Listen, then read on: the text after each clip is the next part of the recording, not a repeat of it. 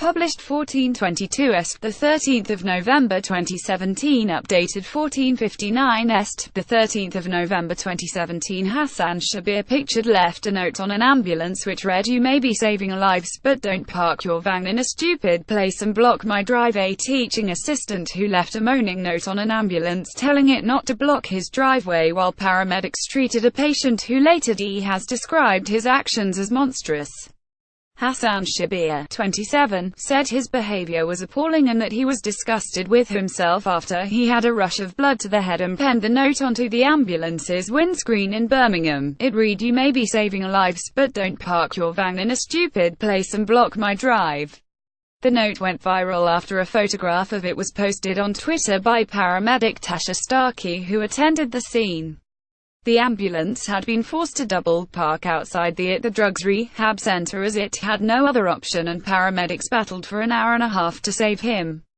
But the 42-year-old resident passed away after being rushed to hospital with massive internal bleeding. Speaking after returning from his job as a teaching assistant at St. Saviour's Primary School in Birmingham, he offered an apology to the deceased man's family. The father, from Small Heath, Birmingham, said, "What I did was monstrous, but I am not a monster. There is no justification for what I did. I am deeply ashamed at my actions, even before I found out the poor man had D. Now I know that it makes it even worse, and my heart goes out to his family. I feel truly sorry and I completely regret what I did." Hassan, who lives 3 doors down from Livingston House where the ambulance had parked, claimed he waited patiently behind the ambulance for 20 minutes before losing it and writing the note. Hassan Shabbir, 27, wrote a note and left it on the windscreen and told the ambulance driver to not park on his drive. Tasha Starkey, left by herself and left in the right picture with a colleague, who found the note. Hay said he was coming home to switch cars and go to an appointment on Friday and that previous issues with parking on the street caused him snap. He said, "I was coming home from work and had to go to an appointment on a different car. There was another guy waiting to come out of the drive, but we were both blocked by the ambulance for 20 minutes. I just snapped and had a rush of blood to the head. I scribbled the note, rushed out and put it on the windscreen. There is no excuse for what I did. It was very bad. I knew it was wrong before a friend told me what had happened to the man in it. But parking here is very bad, and I've been blocked in before. I've been blocked by the police as well, not knowing where they are or what they are doing. There have been times I've been blocked from going to work. If I could take it back, I would." Hassan, who was born with a congenital condition affecting his right hand which forced him to have reconstructive surgery, says he recognizes the value of the NHS and the role it plays. He even impresses the importance of the service to children at school. He said, "Of course we teach respect of the NHS and paramedics at school. It's very important. I was born with a congenital condition and the NHS had helped me so much in my life. I really respect those guys. When my wife was pregnant with our first child, she had to be rushed to hospital and we were blocked in.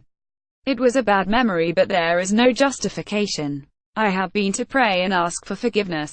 I hope the family accept my apology."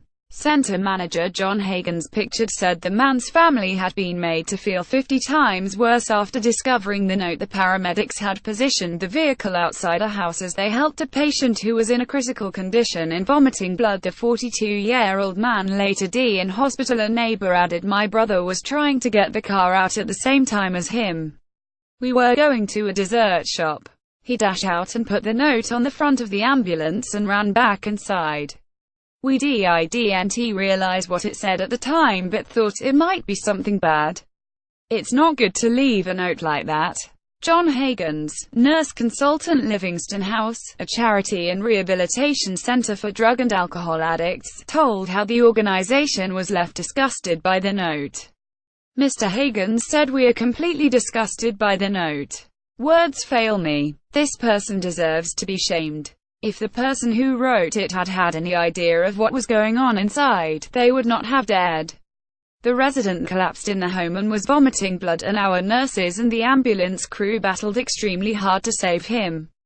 Mr. Hagan said the patient had been at Livingston for 3 months and was clean when he West Midlands paramedic Tasha Starkey sat with a colleague at the rear of an empty ambulance. A spokesman from West Midlands Ambulance Service NHS Foundation Trust said that patients come first suffered an unrelated medical episode and passed away at Heartlands Hospital on Friday evening.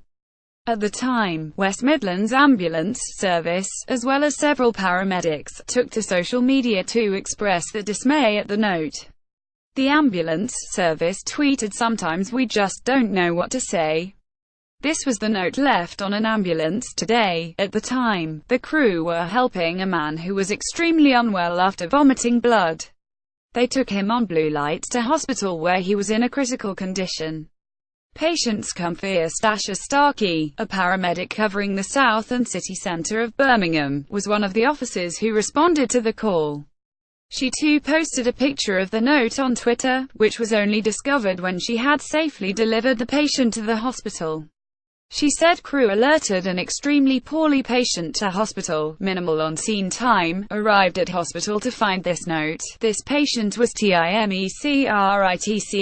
Paramedic clinical team mentor Sam Grimson wrote, "One of our crews encountered this delightful note after assisting a patient suffering a major internal bleed. The crew were not on scene long due to how poorly the patient was. We always try to park appropriately, but sometimes it is not possible." The patient had been at Livingston House, a charity and rehabilitation center for drug and alcohol addicts, for 3 months.